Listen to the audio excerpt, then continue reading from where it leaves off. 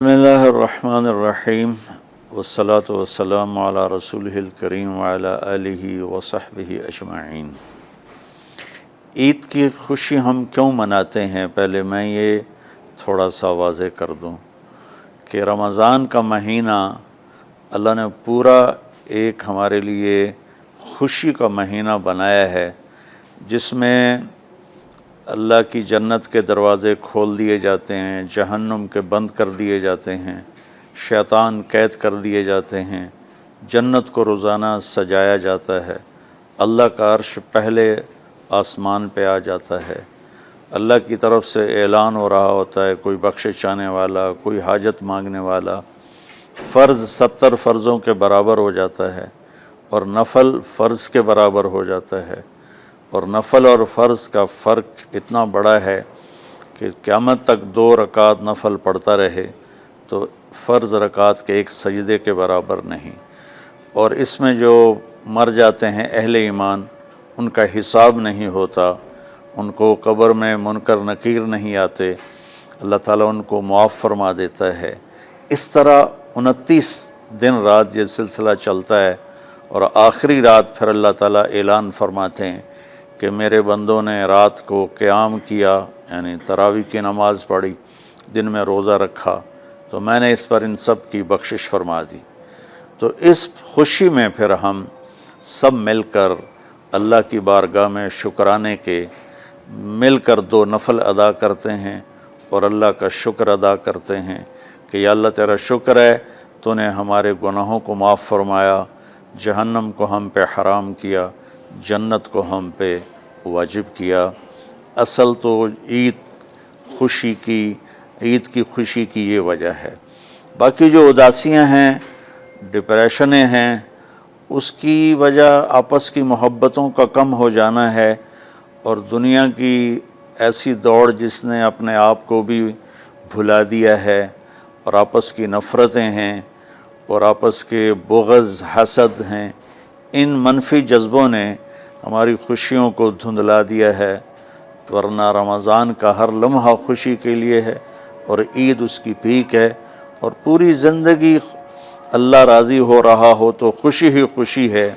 ہمیں اپنے ملک سے، اپنی نسل سے آپس کی نفرتیں، حسد، بغض یہ مٹانے ہوں گے، تب جا کر ہمیں حقیقی خوشیاں حاصل ہوں گی۔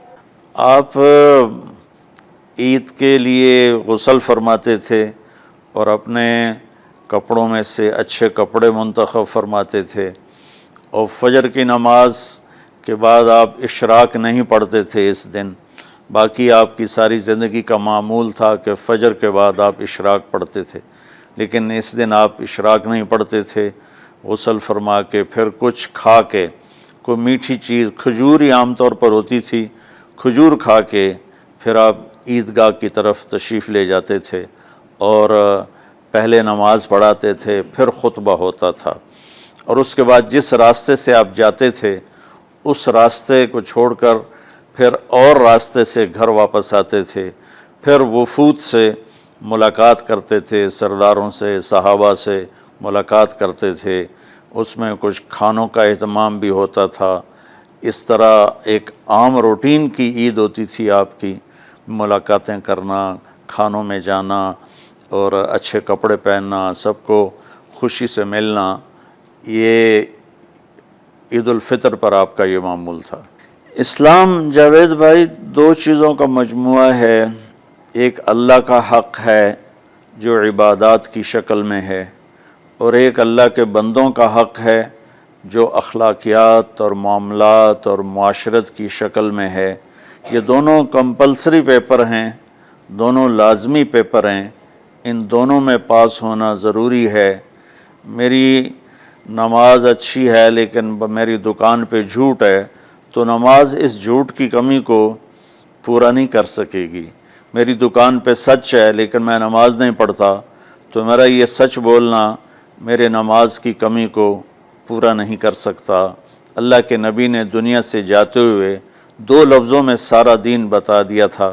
جب آپ کے جانے کا وقت قریب تھا تو آپ 2 لفظ دہرا رہے تھے، الصلاۃ وما ملکت ایمانکم، میری امت میرے بعد ایک نماز نہ چھوڑنا، اور ایک امت کے غریب مسکین لوگوں سے، نوکر غلاموں سے اچھا سلوک کرنا، یہ دو الگ الگ ڈیمانڈ ہیں۔ جیسے پانی پینے سے روٹی کی کمی پوری نہیں ہو سکتی اور روٹی کھانے سے پانی کی کمی پوری نہیں ہو سکتی، یہ دونوں الگ چیزیں ہیں۔ اخلاق کو عبادت کی کمی پر نہیں کر سکتی، اور عبادت کی کمی اخلاق کو اور اخلاق کی کمی کو عبادت پورا نہیں کر سکتی۔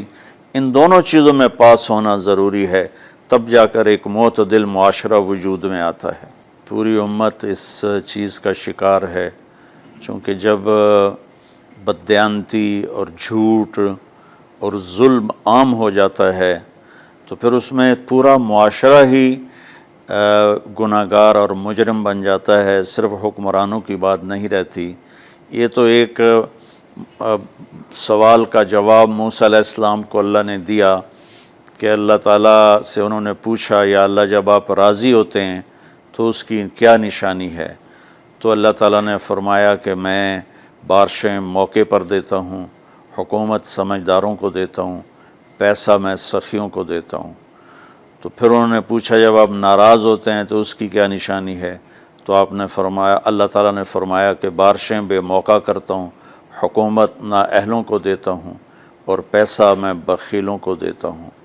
تو جب معاشرے میں عمومی بگاڑ پیدا ہوتا ہے تو اس کا اثر پھر اس شکل میں ظاہر ہوتا ہے، کبھی کسی اور شکل میں ظاہر ہوتا ہے۔ اس چیز کے مجرم نہ صرف حکمران ہیں، نہ صرف بخیل لوگ ہیں، بلکہ تمام طبقات امت کی اجتماعی کوتاہی میں یہ حالات اللہ کی طرف سے پیدا ہوتے ہیں۔ اس میں ہم سارے ہی ایک دوسرے کو مجرم ٹھہرانے کی بجائے اپنے اپنے گریبانوں میں جھانک کر دیکھیں کہ تجھے کیوں فکر ہے اے گل دلِ صد چاک بلبل کی، تو اپنے پیرہن کے چاک تو پہلے رفو کر لے، وفی انفسکم افلا تبصرون۔ ہر آدمی اپنے عیب دیکھے، اپنی کمیاں دیکھے اور انہیں دور کرنے کی وہ کوشش کرے، تو پھر ایک خوبصورت معاشرہ تشکیل پا سکتا ہے۔ کہ میں اس عید کے خوشی کے موقع پر اپنی قوم سے ہاتھ جوڑ کے اپیل کروں گا کہ جھوٹ بولنا چھوڑ دیں، دھوکہ دینا چھوڑ دیں اور ظلم کرنا چھوڑ دیں۔ مذہبی نفرت نے ہمیں تباہ کر دیا، سیاسی نفرت نے ہمیں تباہ کر دیا، صوبائی قومی نفرت نے ہمیں تباہ کر دیا، آپس کی رنجشوں کی نفرت نے ہمیں تباہ کر دیا۔ میں ساری قوم کے سامنے جھولی پھیلا کر چاروں صوبوں کے رہنے والوں سے اور ہر مکتب فکر سے متعلق اہل ایمان سے یہ درخواست کرتا ہوں کہ آئیں ہم سچائی کو اپنا ساتھی بنائیں اور دیانتداری سے اپنے آپ کو آراستہ کریں اور انصاف کا ساتھ دیں، نہ ظالم بنیں نہ ظالم کا ساتھ دیں۔ ایک حدیث سنا کے بات ختم کرتے ہیں۔ میرے نبی وضو فرما رہے تھے تو صحابہ آپ کے وضو کا پانی گرنے نہیں دے رہے تھے، نیچے سے لے کر کوئی پی رہا تھا، کوئی منہ پہ مل رہا تھا۔ تو آپ نے فرمایا ما یحملکم علی ھذا، یہ کیا کر رہے ہو؟ وہ کہنے لگے یا رسول اللہ، اللہ اس کے رسول کی محبت میں کر رہے ہیں۔ تو آپ نے فرمایا میں تمہیں بتاتا ہوں اللہ اس کے رسول سے محبت کرنے والا کون ہوتا ہے۔ فَلْيُسْتِقِ الْحَدِيثَ اِذَا حَدَّثَ، اللہ رسول سے محبت کرنے والا وہ ہوتا ہے جو ہمیشہ سچ بولتا ہے۔ فَلْيُؤَدِّ الْأَمَانَةَ اِذَا تُؤْمِنَ، جو ہمیشہ امانت داری سے کام لیتا ہے، کبھی دھوکہ فراڈ نہیں کرتا۔ فَلْيُحْسِنْ جِوَارَ مَنْ جَاوَرَهُ، اور جو ہمیشہ اپنے پڑوسیوں کے ساتھ اچھا سلوک کرتا ہے، پڑوسی اپنے ہوں، غیر ہوں، مسلم ہوں، نان مسلم ہوں، وہ ان کے ساتھ اچھا سلوک کرتا ہے۔ یہ تین نشانیاں ہیں عشق رسول کی۔ یہ تین باتیں میری قوم اپنا لے تو یہ اندھیرے اجالوں میں انشاءاللہ تبدیل ہو جائیں گی۔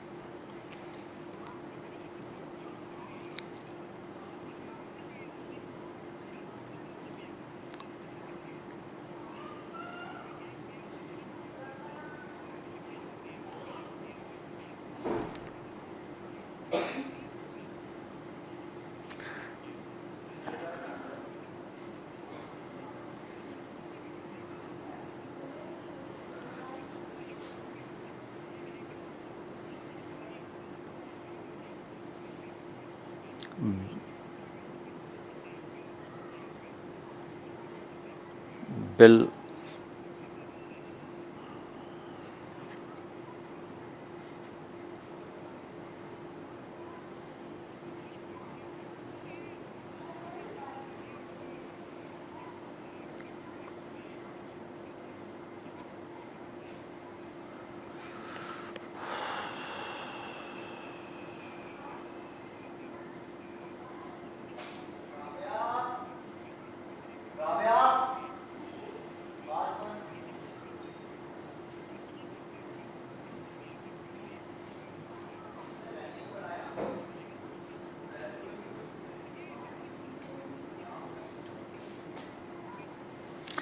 امید تو کبھی چھوڑنی نہیں چاہیے.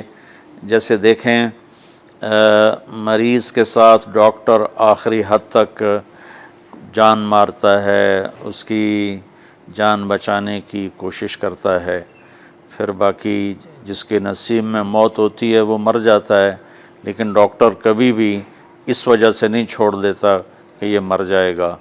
تو ہم اللہ کی رحمت سے بالکل نا امید نہ ہوں، مایوس نہ ہوں.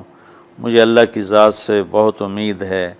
ہمارا جو اس وقت قائد ہے، اسے سیاسی بیان نہ سمجھا جائے اللہ کے واسطے. میں ایک پاکستان کا شہری ہونے کی حیثیت سے اپنا تجزیہ پیش کر رہا ہوں. غلط بھی ہو سکتا ہے، صحیح بھی ہو سکتا ہے. وہ بہت مخلص محنتی آدمی ہے. تو مجھے اللہ کی ذات سے امید ہے اگر ہم سب مل کر ساتھ دیں سچائی کا، دیانتداری کا، انصاف کا، اور آپس کی نفرتوں کو مٹا دیں، تو انشاءاللہ ضرور صبح ہوگی. کوئی وجہ ہی نہیں کہ صبح نہ ہو.